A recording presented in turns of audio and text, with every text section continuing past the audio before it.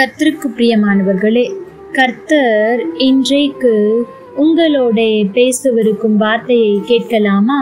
ஆதியாகமம் 27 அதிகாரம் 40 நீ மேற்கொள்ளும் காலம் வரும்போது உன் கழுத்தில் இருக்கிற அவனுடைய நுகத்தடியை முறித்து போடுவாய் என்றான். எனக்கு பிரியமான தேவ ஜனமே, ஏசாவுக்கென்று இருந்த ஒரே ஒரு ஆசீர்வாதம் இதுதான். இங்கே சொல்லப்படுகிற காரியம் என்னவென்றால், அவர் ஒரு காலத்தை குறித்து சொல்லுகிறார். வேதத்தில் நாம் அநேக காலங்களை குறித்து பார்க்க முடியும். அதினதின் காலம், காத்திருக்கும் காலம், உற்பவ காலம் என்ற அநேக காலங்களை குறித்து நாம் வாசிக்கிறோம். இந்த இடத்தில் ஒரு காலம் குறிக்கப்பட்டிருக்கிறது. அது என்னவென்றால் மேற்கொள்ளுகிற காலம். அப்படி அந்த மேற்கொள்ளுகிற காலம் வரும்போது என்ன நடக்கும் தெரியுமா? உன்னுடைய கழுத்தின் மேல் எது எது நுகமாய் இருக்கிறதோ எல்லாம் முறிந்து போடப்படும் என்று ஒரு பெரிய ஆசீர்வாதத்தை கொடுக்கிறார். எனக்கு பிரியமான தேவ ஜனமே, இந்த வார்த்தை பலித்ததா என்றால் நிச்சயம் பலித்தது. அதாவது இந்த இடத்தில் ஏசா யாக்கோபின் மேல் கோபமாயிருக்கிறான். தன் ஆசீர்வாதத்தை எல்லாம் ஏமாற்றி வாங்கி கொண்டானே, அவன் திரும்ப வரும்போது அவனை எதையாகிலும் நான் செய்ய வேண்டும், ஏனென்றால் என்னுடைய ஆசீர்வாதத்தை எல்லாம் பறித்து கொண்டான் என்று அங்கலாய்த்து கொண்டிருக்கிற அந்த வேளையில் இந்த ஆசீர்வாதம் இவனை தேடி வருகிறது. இவன் செய்த காரியம் என்ன தெரியுமா? அவன் யாக்கோபின் மேல் இருந்த கோபத்தை தன் இருதயத்தில் வைத்திருந்தாலும் அவன் பொறுமையாயிருந்தான். இரண்டாவது ஒரு காரியம், யாக்கோபு நீண்ட நாட்களுக்கு பின்பு திரும்பி வருகிறான் என்று கேள்விப்பட்ட போது கொலை செய்ய வேண்டும் என்ற இருதயத்தில் பகை வைத்துக் கொண்டிருந்தவன் மனம் திரும்பி அவனை மன்னிக்க ஆயத்தம் உள்ளவனாய் போகிறான். மூன்றாவது, தம்பியை பார்த்தவுடன் கட்டி அணைத்து அன்பை பரிமாறிக் கொள்ளுகிறான். அது மாத்திரமல்ல, யாக்கோபு சில வெகுமதிகளை கொடுக்க முயற்சித்த போது அதை வேண்டாம், எனக்கு இருக்கிறதே அதிகம் என்று சொல்லுகிறார். எனக்கு பிரியமான தேவ ஜனமே, சற்று யோசித்து பாருங்கள்.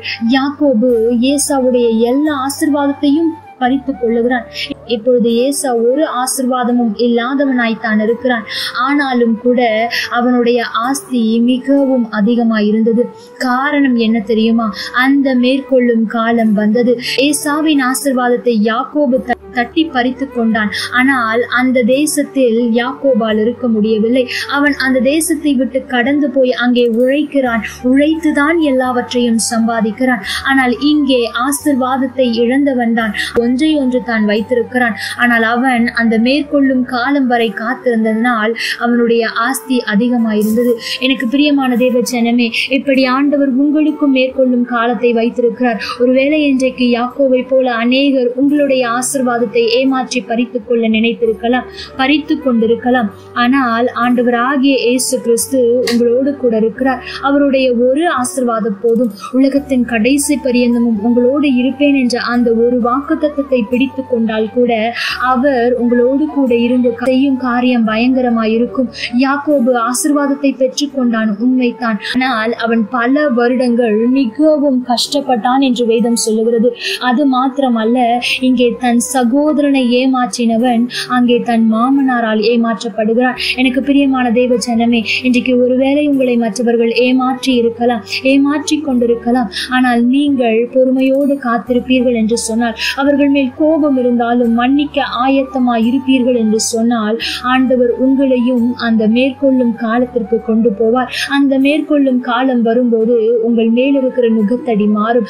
உங்களை ஏமாற்றியவர்கள் உங்களிடத்தில் திரும்ப வரும்படி ஆண்டவர் செய்வார். உங்களை மனிதர்கள் ஏமாற்ற நினைக்கலாம், ஆனால் ஆண்டவர் நீங்கள் ஏமாந்து போக ஒரு நாளும் விடமாட்டார். ஆகவே எதை குறித்தும் சோர்ந்து போகாதிருங்கள். ஒருவேளை இந்த நாட்கள் அன்றைக்கு ஏசா ஏமாந்து போனதை போல ஏமாற்றத்தின் நாட்களாய் இருக்கலாம். ஆனால் கூடிய சீக்கிரத்தில் மேற்கொள்ளும் காலம் வரப்போகிறது. உங்கள் மேல் இருக்கிற எல்லா நுகத்தடியும் மாறப்போகிறது.